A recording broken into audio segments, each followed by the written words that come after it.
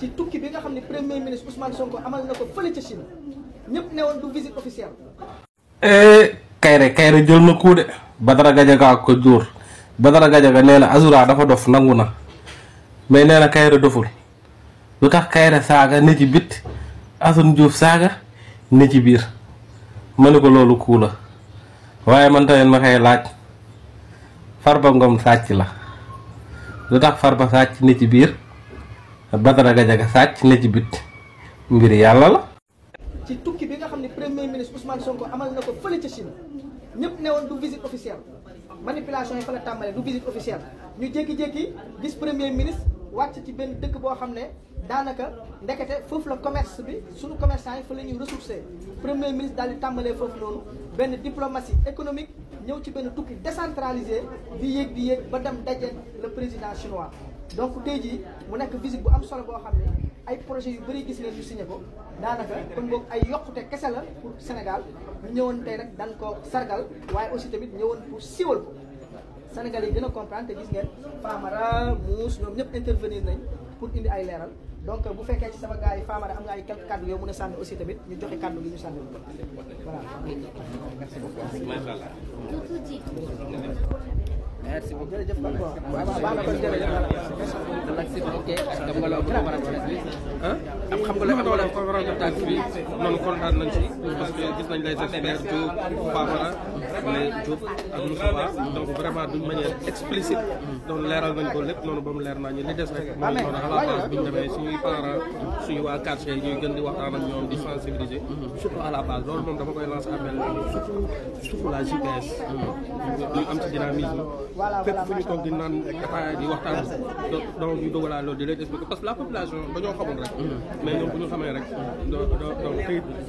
ñu ñaanal yàlla suñu njiit yi rek parce que ñu ngi doog am ay njiit yu gëm yàlla ay njiit yu bëgg réew mi di ñaanal yàlla dëggal leen yàlla kattanal leen ba li ñu bëgg si réew bi suñu borom dafa leen xaasal. mon ami nag dafa kontaan mon ami Famara aussi. femme bi saa bu ngi sourire rek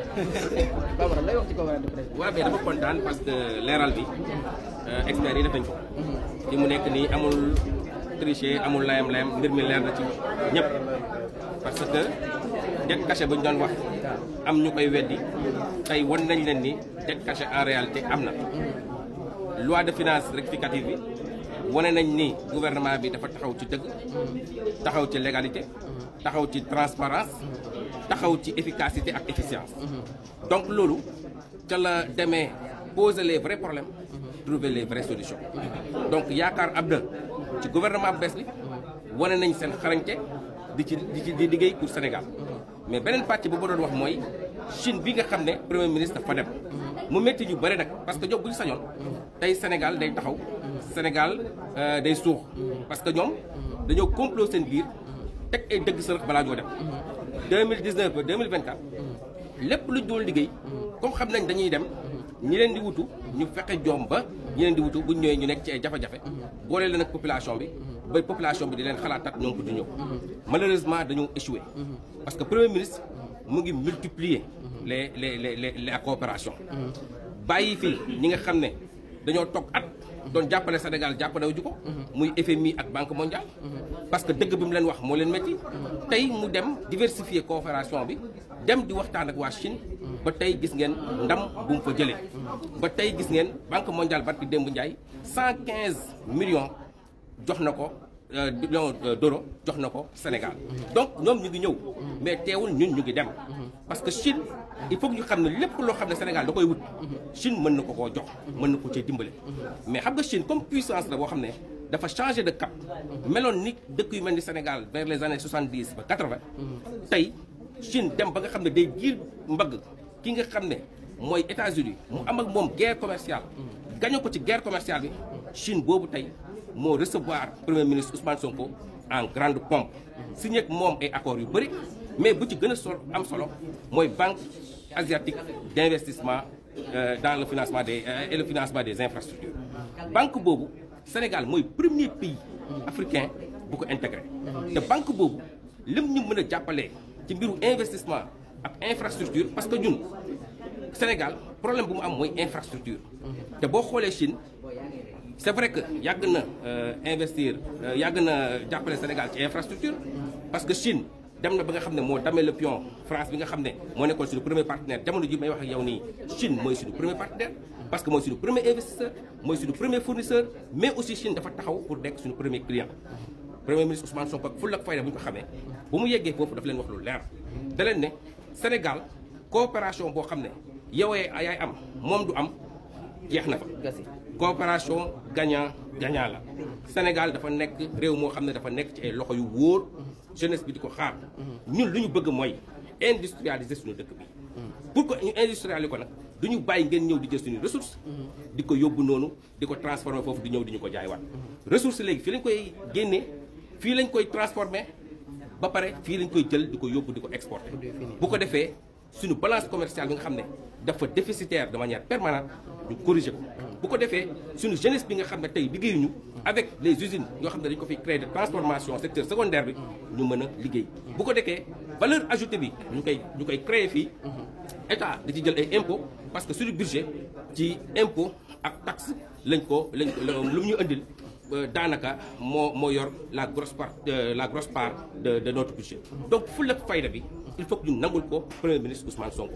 demul considérer nag vous êtes des grands nous sommes des petits comme ni ko ñeneen ñi doon defee bu ñu demee ci français yi di sëgg bu ñu demee ci asiatique yi di sëgg bu ñu demee ci États-Unis di sëgg ba ñu leen di toroxal di leen yëpp tax ñu leen di teg loo xam ne yelluwuñu ko premier ministre Ousmane Sonko dafa leen ne nous allons discuter d'égal à égal parce que nous sommes un pays vous êtes un pays chinois yi nag nangul ko wax dëgg yàlla parce que caractère am la parcours am la détermination am la moo tax nga dégg premier président chinois bi doon ko wax les mots tendres les mots doux yoo xam ne wax dëgg yàlla tey ku sénégalais bu ko dégg boo dul ku bañ Sénégal patriote bu ko dégg sa xol dina sedd parce que le Sénégal est sorti grandi de ce voyage en Chine maa ngi lay gërëm te sant di nuyu patriote yëpp di remercier ak féliciter premier ministre Ousmane Sonko ak président Diomaye bi nga xam ne moom it mu ngi def liggéey bu am solo boo xam ne tey waxuñu ko mais ci am na yeneen conférence yoo xam ne danañ ko fa wax di remercier ñoom Saawolof di la remercier yow Mouss ci liggéey bu mag ba ngay def di remercier initiateur GOT bi muy Djibril mais aussi non vraiment sa intervention am na solo kontaan nañ trop te ñu ngi lay suivre wax dëgg yàlla continuer ci ñoo bokk xeex bi te bu soobee yàlla manipulateurs yi. salut monsieur Diop nii nuyu naa di la ziar maa ngi lay seetaan ITV sa émission bi am na solo trop maa ngi koy suivre sànq bi ñu nekkee ci conférence de presse bi mais 10 000 milliards bi opposition bi di wax di ko ŋawti est-ce que mën nga expliquer Sénégalais carrément en fait 10 000 milliards yi lan la en wolof facile ñu mën a comprendre. mais 10 000 milliards yi ñaari composante dafa am composante déficit ak composante amortissement de la dette déficit bi mooy daaw dañu amoon déficitu 2800 milliards ren ñu am déficitu 1600 milliards boo ko boolee nii donc mu nekk 2000 et quelques milliards voire 4000 milliards daaw ñu fay amortissement de la dette 4000 et quelques ren ñu fay aussi 4000 et quelques léegi nag boo jëlee benn partie bi ñuy woowee déficit loolu mooy bor bi nga xam ne dafay yokk boru Sénégal mais 8000 yi dañ ko leb pour rembourser bor donc boo xoolee 8000 yi dañ ko leb pour wàññi maanaam bor bi nga xam ne nii yoral nañ ko waa bitim réew ak partenaires yi li ñuy wax naan kii paye ses dettes s'enrichit donc boo xoolee 10 000 yooyu ñu naan bor bi dafa yokku leb nañ ko mais yokkul bor mais dañ koy leb pour fay bor bu ko defee suñu bor bi wàññeeku su bor bi wàññeekoo nag moom mooy tax ñu gën a am ay marge de manœuvre yoo xam ne bu ñu neexee sax ñu yokk suñu déficit budgétaire. d'accord bor yi ñu ci leb maanaam après échéance yi day gën a gudd. day gën a sori parce que dafa ay échéance yu taxaw nii yu war a fay quoi. waaw échéance yi taxaw nii. dafa am yoo xam ne dañu arrivé à terme loolu la ñuy woowee principal. mu am ay bor yoo xam ne amortissement la mooy boo lebee nit par exemple 1000. mu ne la sur 10 ans nga ma koy fay xam nga donc chaque année da nga koy fay 100. donc boo boolee amortissement bi ak principal yi ren jii nii par exemple ñi nga war a fay ñooñu ñëpp lu toll si 4400 milliards nekkul woon 4400 milliards yi. 2973 milliards la woon mais bi ñu defee audit. des finances publiques si la ñu remarqué ne comme bor bi dafa yokku kon li ñu war a fay dafay yokku. loolu moo tax donc bor bi par exemple lu ñu nar a remboursé ren jii nii nekk 4400 mais boo xoolee aussi ci déficit budgétaire bi bon xam nga dañoo amoon rek 1600 mais léegi yokkaat nañ ci 95 mu nar a nekk 1695 li waral déficit bi ñu yokk si 95 milliards mooy moins value yi nga xam ne enregistré nañ ko donc si recettes yi ñu waroon na donc recouvrer dès le premier trimestre donc mu nekk situation boo xam ne nekkul benn jafe-jafe nekkul benn problème yokkul benn bor. d'accord donc mën nañu wax ni kon mën nañ finance yi ni ñu ko yoree yow nga xam ci affaire finance ngay yëngu ni ñu ko yoree nii jàpp nga ni baax na par rapport ak bu njëkk. non xam nga finance dañ ko yoree si ay principes yoo xam ne dañ ko war a respecter. principes yooyu nit ñi dañ ko respecter rigoureusement. boo jëlee cadre de référence yi nga xam ne maanaam si la ñuy analyser affaire finance publique principe boo si jël maanaam mën nga jox administration financière du Sénégal 100% boo xoolee sincérité 100% boo xoolee fiabilité 100% boo xoolee exhaustivité 100% donc daal mën nañu wax gàcce ngalaama le gouvernement du premier ministre. donc mën nañu wax ni ko ministre des finances bi ña fa nekk ñoom tappale wuñu. non seulement tappale wuñu mais ministère des finances dañoo commencé di génne ay xarañ yu bees yoo xam ne amul woon ministère des finances par exemple le recyclage de la dette la reconversion de la dette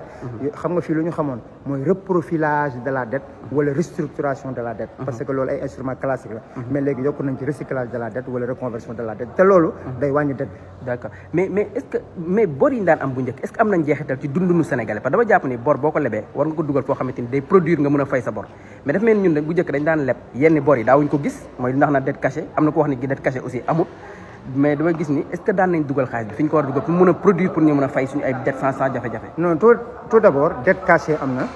dette dissimulée am na dette volée am na xam nga ñooñu dañuy wax dette cachée rek mais dette bi cachée mooy dette bi nga xam ne dañ ko leb te assemblée nationale yëgu ko dette dissimulée mooy dette bi nga xam ne nii dañ ko waroon a bind ci comptabilité publique bu Sénégal binduñu ko ci dette volée nag mooy loolu da cee am partie boo xam ne si kenn xamatul fu mu nekk kenn gis ko par exemple mooy exemple 114 milliards yi nga xam ne ci sukk ko sa GEPAD bi donc yooyu nekk ay manquement grave mais bu njëkk ba nit ñi dañ daan leb pour fay ay fonctionnement pour fay ay salaire yooyu yëpp mais léegi stratégie de la dette mooy bu bees bi mooy kenn dootul lebati pour fay ay salaire wala fonctionnement leb moom pour ñaari bi rek lay nekk leb pour def ko ci ay investissement yu productif wala nga leb pour maanaam amortir bor bi nga xam ne dañ ko yoral waa bitim réew d'accord donc ci ñaari conditions yëpp la ñuy leb d'accord donc looy conseil sénégalais looy wax sénégalais lambda bi nga xam te ni comprendre avec finance lan nga koy wax pour xelam dal nga xam te ñenn ñiy wax di leen tiital yóbbu seen parce que des fois nit woo ma am na ko jigéen moo woo ni ma mais gouvernement bi dégg naa dañuy leb rek pour fay ay salaire mais sénégalais boobu noonu loo koy wax li ma koy wax d'abord mooy nguur gi lebul pour fay salaire lebul pour fonctionnement day leb pour def ay projet d'investissement te lu ñuy wooyee le développement à partir des waaw doyen maa ngi lay nuyu pas doyen Maodo maa ngi lay ziar baax da nga ñëwoon ci conférence de presse su God bi donc bof gis nga ni mu dóoree la vraiment ak réussite bi mais dama bëggoon a am sa impression tuuti ci visitu président Ousmane Sonko en Chine retombées yi ak sénégalais yi niñ ko accueillir ndeysaan mu ñëw encore sax ak ni mu bëggee Sénégal arrêté wul sax reprendre liggéeyam donc nga gis ni nit ki nii sax dafa sonn dëgg mais naka nga gisee visite bi en Chine ak retombées yi man pour man gis nga visite bi benn continuité historique la man yaakaar naa ne entre nit ñi ak waa Chine les patriotes et la Chine il y a ce qu'on appelle benn parenté idéologique benn parenté de méthode la Chine de Mao Tse-tung est devenue aujourd'hui l'une des premières puissances économiques du monde mais pourtant ils sont partis amuñu woon comme par exemple ay intervention FMI Banque mondiale le président Mao disait il faut compter sur ses propres forces et donc et puis ni ñu ko recevoir dañu percevoir que quand même que révolution patriotique bi nga xam ne de 2024 dafa am benn parenté avec la révolution chinoise et ça c'est très important la révolution chinoise la Chine qui fait partie de la famille des communistes c'est quand même identifié à partir de ses propres valeurs à partir de son propre logiciel bi nga xam ne dañuy compter d'abord sur la paysannerie alors que kii bi d'habitude c'était sur le prolétariat ak yooyu mais ils ont réussi à faire une révolution en 1949 ak 2025 te ñu devenir une des très grandes puissances donc man yaakaar naa ne retombée c'est pas une question de retombée sax moi je pense que c'est très important aussi que aujourd'hui la nouvelle diplomatie qui n'est pas seulement tendre la main qui n'est pas seulement devenir benn antenne